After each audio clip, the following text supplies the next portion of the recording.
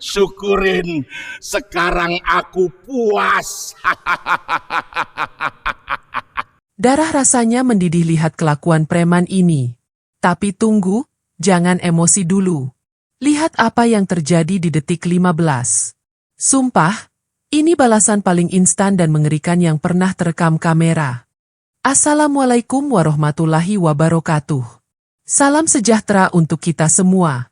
Semoga teman-teman yang menonton video ini selalu diberikan kesehatan yang paripurna, rezeki yang mengalir deras, dan hati yang senantiasa tenang. Sebelum kita masuk ke kisah yang akan menggetarkan hati ini, jangan lupa tekan tombol subscribe dan nyalakan loncengnya agar tidak ketinggalan kisah-kisah penuh hikmah lainnya. Mari kita ambil pelajaran dari setiap kejadian. Matahari belum sepenuhnya menampakkan diri di ufuk timur. Langit masih diselimuti warna biru tua yang pekat, bercampur dengan kabut tipis yang turun memeluk bumi. Di sebuah desa kecil yang biasanya damai, suara lantunan ayat suci menggema lembut dari selasar sebuah masjid tua. Itu adalah suara Kiai Abdullah. Sosok sepuh dengan janggut putih yang menjuntai hingga ke dada. Wajahnya teduh seakan memancarkan cahaya yang tidak bisa dijelaskan oleh akal manusia. Beliau duduk bersila di atas tikar pandan yang sudah mulai rapuh di bagian tepinya, memangku sebuah kitab suci yang lembarannya sudah menguning karena usia. Suara Kiai Abdullah tidak keras, namun getarannya terasa sampai ke relung hati siapa saja yang mendengarnya. Beliau sedang membaca ayat-ayat tentang kesabaran dan ujian. Angin pagi yang dingin menusuk tulang seolah tak dirasakannya. Fokus beliau hanya satu, bermunajat kepada Tuhan Yang Maha Esa. Di sudut-sudut desa, ayam jantan mulai berkokok, dan beberapa warga mulai melangkahkan kaki menuju masjid untuk menunaikan kewajiban subuh. Suasana begitu syahdu, seolah alam semesta sedang berzikir bersama Sang Kiai. Namun, kedamaian itu sepertinya tidak direstui oleh semua orang. Dari arah jalan setapak yang gelap, terdengar langkah kaki yang berat dan serampangan. Suara botol kaca yang beradu terdengar berisik, merusak harmoni pagi itu. Itu adalah Jargo. Seorang preman pasar yang namanya saja sudah membuat ibu-ibu pedagang gemetar ketakutan. Tubuhnya besar, penuh dengan tato yang menggambarkan kekerasan, dan matanya merah menyala karena pengaruh minuman keras yang ditenggaknya semalam suntuk. Jargo berjalan sempoyongan. Hatinya panas. Bukan karena udara pagi, tapi karena rasa benci yang tak beralasan terhadap suara mengaji itu. Baginya, suara Kiai Abdullah adalah gangguan bagi telinganya yang sudah terbiasa dengan maksiat. Ia merasa suara itu menghakiminya, menelanjangi dosa-dosanya tanpa permisi. Kebencian Jargo bukanlah hal baru. Ia sering meludahi pagar masjid atau melempar batu ke atapnya. Namun pagi ini, setan di kepalanya berbisik lebih keras. Ia tidak ingin hanya melempar batu. Ia ingin melakukan sesuatu yang akan mempermalukan orang tua itu di depan semua orang. Di tangannya, ia tidak membawa senjata tajam, melainkan sebuah ember bekas ket yang sudah ia isi dengan campuran air got yang hitam, lumpur, dan sisa kotoran sampah pasar yang baunya busuk menyengat. Jargo menyeringai, membayangkan wajah teduh itu akan berubah menjadi wajah penuh amarah dan kehinaan. Jargo berhenti sejenak di balik pohon beringin besar di seberang masjid. Napasnya memburu, uap alkohol tercium menyengat dari mulutnya setiap kali ia menghembuskan napas. Ia mengintip. Kiai Abdullah masih di sana, tak bergeming sedikit pun. Sang Kiai tampak begitu kecil namun begitu kokoh, seolah ada dinding tak kasat mata yang melindunginya. Hal ini justru membuat darah Jargo semakin mendidih. Lihat dia, gumam Jargo pelan, suaranya serak dan penuh racun. Sok suci. Merasa paling dekat dengan Tuhan. Tunggu sampai air busuk ini menyentuh jubah putihmu itu, Pak Tua. Di dalam benak Jargo, dunia ini tidak adil. Ia hidup di jalanan, makan dari sisa orang, dan bertahan hidup dengan memeras keringat orang lain. Sementara Kiai Abdullah selalu dihormati, selalu dicium tangannya, dan selalu diberikan tempat terbaik. Jargo tidak paham bahwa kehormatan itu lahir dari pengabdian, bukan permintaan. Rasa iri yang sudah mengakar itu kini berubah menjadi dendam kesumat. Ia mengeratkan pegangannya pada gagang ember plastik itu. Cairan hitam di dalamnya berguncang, memercik sedikit ke tangan Jargo. Baunya sungguh menjijikan, campuran limbah yang sudah berhari-hari mengendap. Langkah Jargo mulai mendekat. Sepatu botnya yang berat menginjak kerikil halaman masjid, menimbulkan suara krak yang cukup keras. Namun, Kiai Abdullah tidak menoleh. Beliau sedang tenggelam dalam ayat yang berbunyi tentang bagaimana Tuhan Yang Maha Esa tidak akan membebani seseorang melainkan sesuai dengan kesanggupannya. Jargo semakin dekat. 5 meter. 3 meter. Ia bisa melihat punggung Kiai Abdullah yang sedikit membungkuk.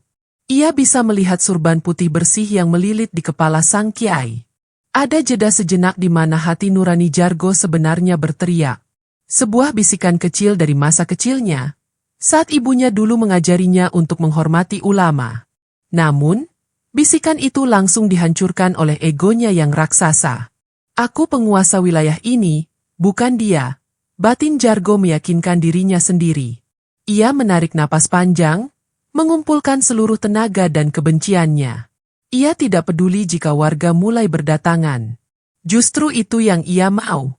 Ia ingin semua orang melihat, orang suci, mereka berlumuran kotoran. Ia ingin meruntuhkan wibawa Kiai Abdullah dalam satu siraman. Jargo mengangkat ember itu tinggi-tinggi, otot lengannya menegang, siap menumpahkan segala kekejian yang ada di hatinya. Rasain ini, orang tua sok suci. Teriakan Jargo memecah keheningan subuh. Bersamaan dengan itu, isi ember berwarna hitam pekat itu tumpah ruah. Biur! Waktu seakan berhenti. Cairan busuk berbau menyengat itu menghantam tubuh ringkih Kiai Abdullah. Air got bercampur lumpur itu membasahi surban putihnya, mengalir ke wajahnya yang teduh, meresap ke dalam jubah putihnya, dan yang paling menyakitkan, memercik ke atas lembaran-lembaran kitab suci yang sedang beliau baca. Bau busuk langsung menyeruak, memenuhi selasar masjid, mengalahkan aroma tanah basah pagi hari. Jargo membanting ember kosong itu ke lantai tegel hingga pecah. Hahaha. Lihat. Mana Tuhanmu sekarang? Hah? Kau kotor sekarang. Sama seperti kami. Jargo tertawa lepas. Sebuah tawa yang terdengar sangat sumbang dan menyakitkan. Beberapa jamaah yang baru saja tiba di gerbang masjid terpaku. Mata mereka terbelalak. Pak Soleh, seorang pedagang sayur, menjatuhkan keranjang dagangannya saking kagetnya. Astagfirullah, Pak Kiai, teriaknya. Amarah mulai menyala di mata para warga. Tangan-tangan mereka mengepal. Bagaimana mungkin ada manusia sejahat ini? Mereka siap berlari, siap menghajar Jargo hingga babak belur. Namun, reaksi Kiai Abdullah sungguh di luar nalar. Beliau tidak berdiri untuk membalas. Beliau tidak berteriak memaki. Gerakan pertama yang beliau lakukan adalah dengan cepat mendekap kitab suci di pangkuannya ke dadanya, melindunginya dari sisa tetesan air kotor dengan tubuhnya sendiri. Dengan tangan yang gemetar, bukan karena takut, tapi karena menahan sedih melihat ayat Tuhan ternoda, beliau mengusap wajahnya yang basah oleh air comberan dengan ujung lengan bajunya yang masih sedikit bersih. Jangan. Suara Kiai Abdullah terdengar lirih namun tegas, menahan Pak Soleh dan warga lain yang sudah siap menerjang Jargo. Jangan kotori tangan kalian dengan amarah. Biarkan dia, ucap Kiai Abdullah tenang, meski air mata mulai menetes dari sudut matanya, bercampur dengan noda hitam di pipinya. Beliau menatap Jargo. Bukan dengan tatapan benci, tapi tatapan iba. Tatapan seorang ayah yang melihat anaknya tersesat sangat jauh. Jargo yang melihat reaksi itu justru semakin beringas. Ia merasa diremehkan. Kenapa lo natap gue kayak gitu? Marah dong. Lawan gue. Tantang Jargo sambil menendang tiang masjid. Jargo merasa menang. Ia merasa di atas angin. Ia berbalik badan, hendak meninggalkan masjid dengan langkah angkuh. Urus tuh baju kotor lo. Besok gue balik lagi, gue bakar masjid ini sekalian. Ancamnya sambil meludah ke tanah. Ia melangkah menuruni anak tangga masjid. 1 langkah, 2 langkah. Ia tertawa lagi, tawa yang penuh kesombongan. Namun, Tuhan Yang Maha Esa tidak pernah tidur. Dia maha melihat apa yang diperbuat hambanya. Tepat pada anak tangga ketiga, sesuatu yang ganjil terjadi. Tidak ada kulit pisang, tidak ada batu besar, dan lantai itu kering. Namun, kaki kanan Jargo tiba-tiba terkunci kaku, Seolah ada tangan tak terlihat yang mencengkeram pergelangan kakinya dengan kekuatan besi. Arg! Tubuh besar Jargo kehilangan keseimbangan. Ia terpelanting ke depan dengan keras. Wajahnya menghantam ujung beton pembatas selokan yang ada di depan masjid. Brak! Suara benturan itu terdengar mengerikan. Jargo jatuh berguling masuk ke dalam selokan besar di depan masjid. Selokan yang sama tempat ia mengambil air kotor tadi. Tubuhnya terendam dalam lumpur hitam yang bau. Tapi bukan itu yang membuatnya berteriak histeris. Saat ia mencoba bangun, ia menyadari sesuatu yang mengerikan. Seluruh tubuh bagian kanannya mati rasa. Ia tidak bisa menggerakkan kaki dan tangannya. Mulutnya terasa kaku, miring ke satu sisi, membuatnya sulit berbicara. Tuh lo nghaha. Erangnya. Suaranya tidak keluar jelas. Ia tersedak air got yang masuk ke mulutnya sendiri. Rasa panas menjalar dari ujung kaki hingga ke kepala, seolah darahnya mendidih. Warga yang tadinya marah kini terdiam, merinding menyaksikan pemandangan itu. Dalam hitungan detik, benar-benar hanya beberapa detik setelah ia menghina sang kiai, Jargo kini terkapar tak berdaya di dalam kubangan kotoran, persis seperti apa yang ia lakukan pada Kiai Abdullah. Bedanya, Kiai Abdullah kotor dalam keadaan mulia, sementara Jargo kotor dalam keadaan hina dina. Rasa sakit yang dirasakan Jargo bukan hanya fisik. Dadanya sesak luar biasa, seolah dihimpit batu besar. Matanya melotot ketakutan. Ia mencoba merangkak naik, tapi tubuhnya menolak perintah otaknya. Ia hanya bisa menggelepar seperti ikan yang diangkat dari air. Preman yang tadi gagah perkasa, kini tak lebih dari seonggok daging yang tak berdaya. Warga mulai berkerumun. Bisik-bisik berubah menjadi sorakan. Rasain lo. Itu azab. Syukurin. Tuhan bayar kontan. Biarin aja dia mati di situ. Jangan ada yang tolong. Teriak seorang pemuda dengan penuh emosi. Tidak ada satupun warga yang sudi mengulurkan tangan. Bagi mereka, Jargo pantas mendapatkan itu. Ia pantas menderita. Bahkan ada yang sudah mengambil batu, hendak melemparnya ke arah Jargo yang sedang mengerang kesakitan. Tiba-tiba, kerumunan itu terbelah. Kiai Abdullah berjalan tertatih menuruni tangga. Jubahnya masih basah kuyup, baunya masih menyengat, wajahnya masih cemong oleh lumpur. Tapi beliau berjalan lurus menuju selokan tempat Jargo terkapar. Pak Kiai, jangan. Biar saja orang gila itu, cegah Pak Soleh. Kiai Abdullah mengangkat tangannya lembut. Dia sedang kesakitan, Pak Soleh. Dia hamba Tuhan juga. Jika Tuhan yang Maha Esa saja masih memberinya napas, siapa kita yang berhak membiarkannya mati? Kiai Abdullah turun ke bibir selokan. Tanpa ragu, beliau mengulurkan tangannya yang keriput ke arah Jargo. Jargo, dengan pandangan kabur karena air mata dan lumpur, melihat sosok putih itu mendekat. Ia ketakutan. Ia pikir Kig itu akan memukulnya atau menenggelamkan kepalanya. Ia memejamkan mata, pasrah menunggu pukulan. Namun yang ia rasakan adalah sentuhan hangat. Tangan Kiai Abdullah meraih bahunya yang kotor, menariknya sekuat tenaga. Ayo, nak, bangun.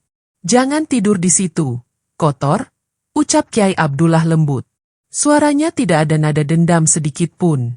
Dengan susah payah, dibantu oleh beberapa warga yang akhirnya luluh melihat teladan sang kiai, tubuh berat Jargo berhasil diangkat ke pinggir jalan.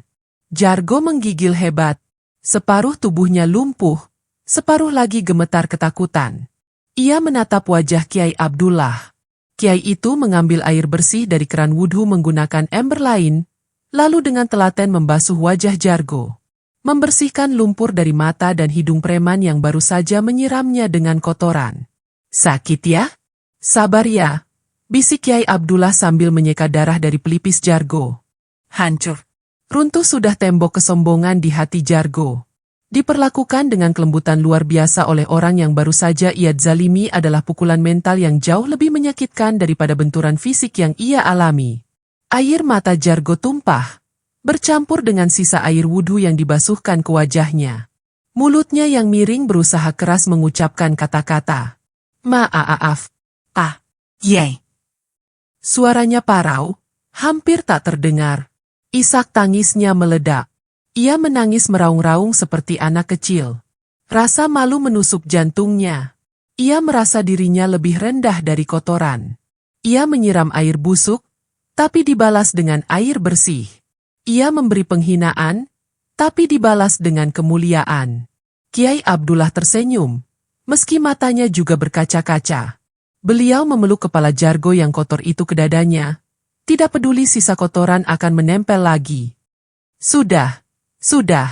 Saya sudah memaafkanmu sebelum air itu kering di baju saya, kata Kiai Abdullah. Tuhan yang Maha Esa itu Maha Pengampun. Mintalah ampun padanya. Tubuhmu yang sakit ini adalah cara Tuhan menegurmu karena Dia masih sayang padamu. Dia ingin kau berhenti berbuat jahat.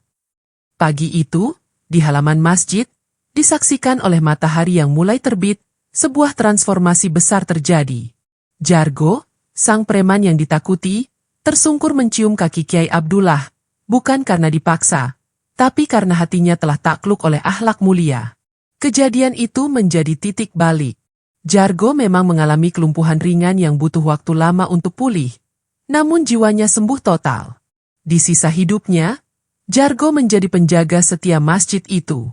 Meski jalannya pincang, ia yang paling rajin membersihkan masjid, ia yang paling depan membela Kiai Abdullah. Air kotor yang ia siramkan pagi itu, ternyata menjadi jalan bagi Tuhan untuk mencuci bersih hatinya yang selama ini hitam legam. Sahabat sekalian, kisah ini mengajarkan kita satu hal yang sangat mahal. Jangan pernah membalas keburukan dengan keburukan. Api tidak akan padam jika disiram dengan bensin. Ia hanya akan padam jika disiram dengan air yang sejuk. Kiai Abdullah mengajarkan kita bahwa memaafkan adalah balas dendam terbaik. Ketika kita mampu tetap tenang dan berbuat baik saat disakiti, saat itulah kita memenangkan pertarungan yang sesungguhnya. Dan ingatlah, balasan dari Tuhan yang Maha Esa itu nyata dan sangat dekat, bisa datang kapan saja tanpa kita duga. Apa pendapat kalian tentang sikap Kiai Abdullah? Jika kalian di posisi beliau, sanggupkah kalian memaafkan Jargo detik itu juga? Tulis jawaban jujur kalian di kolom komentar ya. Terima kasih sudah menonton sampai akhir. Jika cerita ini bermanfaat, tolong bantu bagikan agar menjadi ladang pahala bagi kita semua. Wassalamualaikum warahmatullahi wabarakatuh.